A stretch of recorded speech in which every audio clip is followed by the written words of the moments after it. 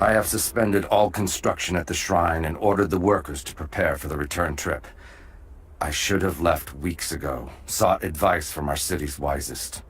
The violence increased, slowly at first, and I passed it off as raw nerves, pressure to succeed. But now it cannot be denied that something evil inhabits the Vale.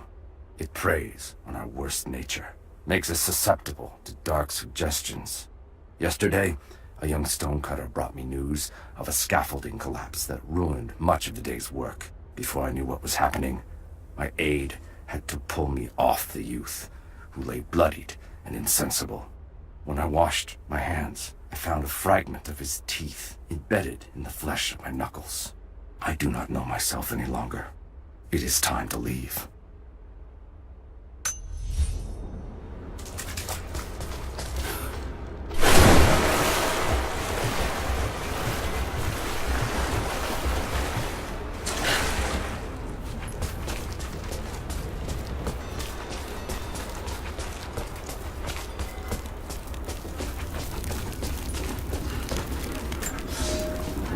There was a revolt, a bomb. The native people, the enemies of my enemies, rose up, striking out as we had always dreamed. Ivan and our daughter might have known freedom, but instead they are dead. Killed by the only people that might have saved us.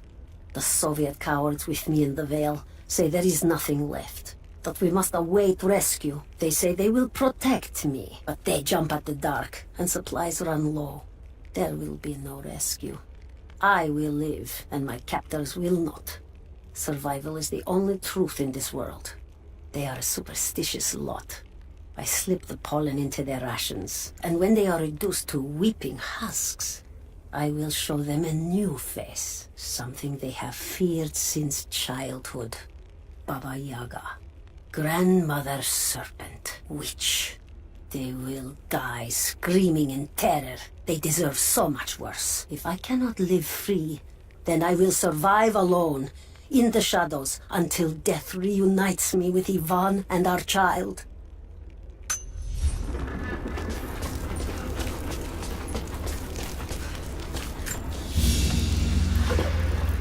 Baba Yaga's weapon.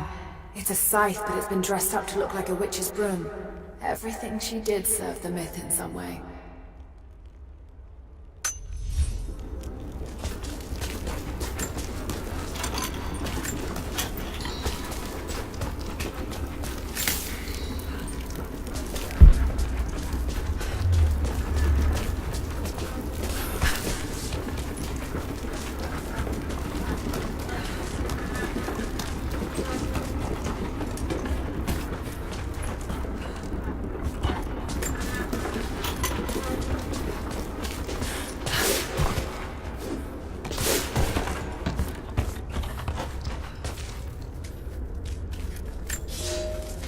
This veil is mine.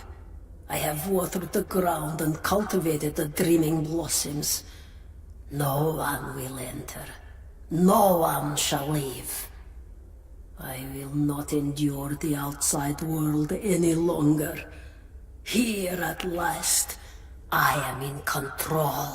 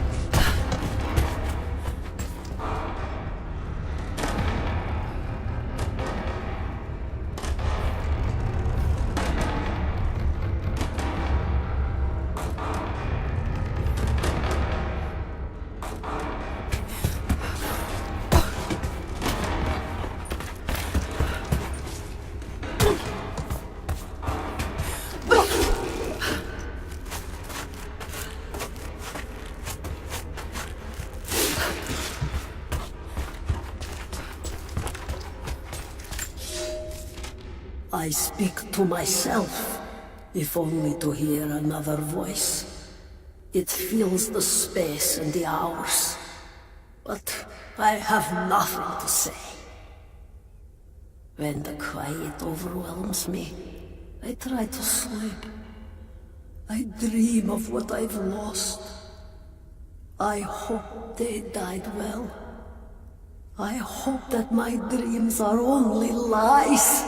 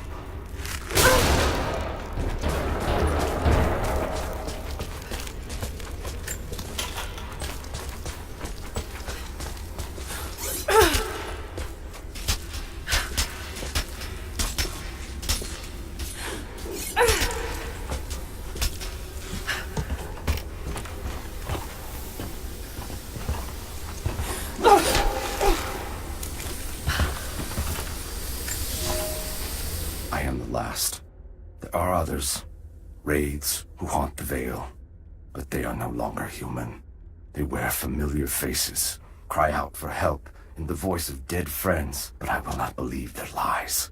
My sword keeps them at bay, quiets them if they will not stop screaming. I tried to lead us to safety, I did, but someone collapsed the passages leading back to the city. Once we realized there would be no escape, we turned on each other. Now, a madman with a bow is perched high above the Vale, and he brings down the message birds I sent with pleas for help. The wraiths return, more than I can drive away. No one will survive this Vale. Perhaps it's for the best. Let these, my last words, be a warning.